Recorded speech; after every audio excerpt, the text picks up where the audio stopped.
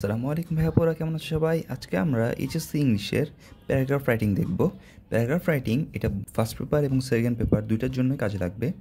আমি এখানে এইচএসসি সিলেবাসে যেই ধরনের প্যারাগ্রাফ এসে থাকে তার প্রতিটাই দেখানোর চেষ্টা করব।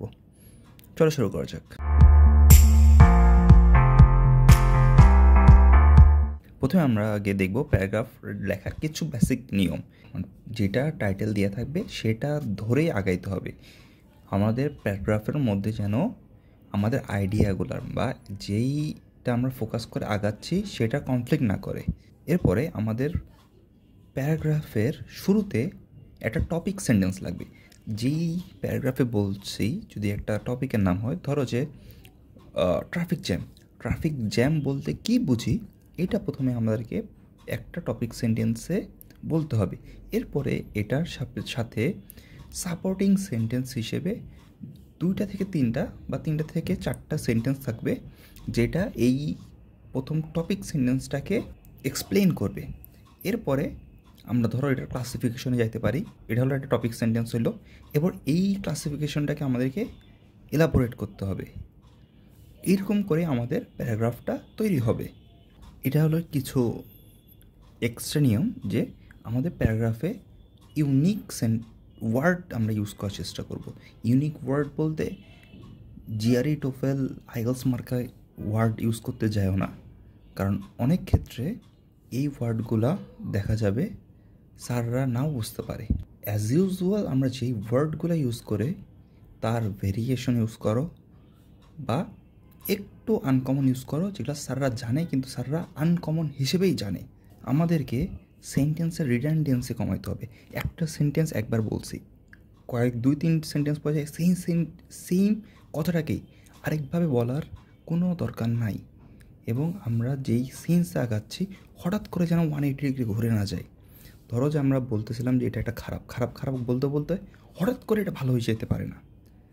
যদি খারাপ থেকে আমাদের কোনোটা ভালো করতে হয়, আমাদের একটা স্মুথ পেসে যাই এটাকে ঘুরাইতে হবে, হঠাৎ করে যেন আমাদের সেন্সটা উল্টা না হয়ে যায়। আর আমাদেরকে সেন্টেন্সগুলো তৈরি করার ক্ষেত্রে অবশ্যই সেটার স্পেলিং, পাংচুয়েশন, ক্যাপিটালাইজেশন ঠিক হইতে হবে। স্পেলিং ভুল আমারও হয়তো, কিন্তু যতটা সম্ভব কম করার চেষ্টা করবা। পাংচুয়েশনগুলো যেখানে এক্সক্লামেটরি পড়ার প্রয়োজন, কমা, ফুল স্টপ, এটা ভালো করে দেওয়ার চেষ্টা করবা।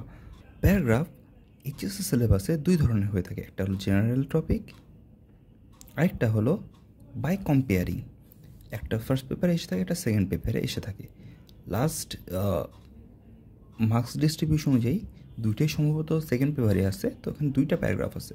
জেনারেল টপিক বলতে আমি বুঝাচ্ছি যে কোনো সাধারণ প্যারাগ্রাফ, যেমন বর্তমান সময়ের জন্য জুলাই রেভলিউশন একটা গুরুত্বপূর্ণ, এছাড়া flood, price hike, food adulteration, journey by train, habit, aim in life, early rising, newspaper, এই টাইপের টপিকগুলো হলো জেনারেল টপিকের মধ্যে পড়ছে। এই টাইপের যেই প্যারাগ্রাফগুলো হবে সেগুলো হলো জেনারেল টপিকের। আর বাই কম্পেয়ারিং বলতে আমি ভিলেজ লাইফ অ্যান্ড সিটি লাইফের পার্থক্য, নিউজ পেপারে ইউজ অ্যান্ড অ্যাবিউজ, ইন্টারনেটের ইউজ অ্যান্ড অ্যাবিউজ, এআইয়ের ইউজ অ্যান্ড অ্যাবিউজ, এই ধরনের প্যারাগ্রাফ বুঝাচ্ছে। এই 2 ধরনের প্যারাগ্রাফই এইচএসসি সিলেবাসে অন্তর্ভুক্ত। এছাড়া তোমাদের ইংলিশ ফর টুটের যেই ইউনিটগুলো তোমাদের সিলেবাসে আছে সেইগুলার যে গল্পগুলো আছে সেগুলা প্যারাগ্রাফ হিসেবে এবং স্টোরি রাইটিং হিসেবে গুরুত্বপূর্ণ। এখন আমরা দেখি কীভাবে প্যারাগ্রাফ লিখতে হয়।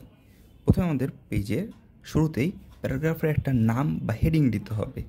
যদি এক ওয়ার্ডে প্যারাগ্রাফ নাম হয়ে থাকে, যেমন ধরো ফ্লাড একটা ওয়ার্ড হলে প্রতিটা ওয়ার্ড ক্যাপিটাল হিসাবে ইউজ করতে হবে এবং আন্ডারলাইন করতে হবে। কিন্তু যদি একাধিক ওয়ার্ড আলা হয়, যেমন মাই এইম ইন লাইফ, সেই ক্ষেত্রে প্রতিটা ওয়ার্ডের ফার্স্ট লেটার ক্যাপিটাল হবে, কনজাংশন বাদ দিয়ে।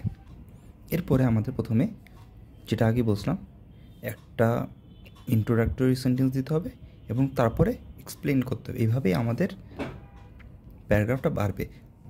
প্যারাগ্রাফটা আমরা কতটা লিখব? 2 পৃষ্ঠা না 3 পৃষ্ঠা? 2 পৃষ্ঠা মিনিমাম।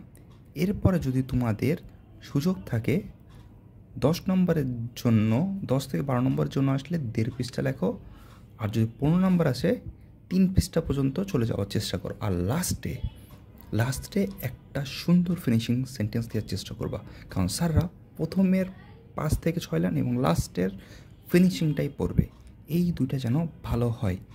আর যদি তুমি কোনো প্যারাগ্রাফের মধ্যে তুমি যদি কোনো একটা জায়গায় সুন্দরভাবে পোয়েট্রি, পোয়েম বা কারো উক্তি এটার মধ্যে প্লেসমেন্ট করতে পারো, এটা হবে বেস্ট।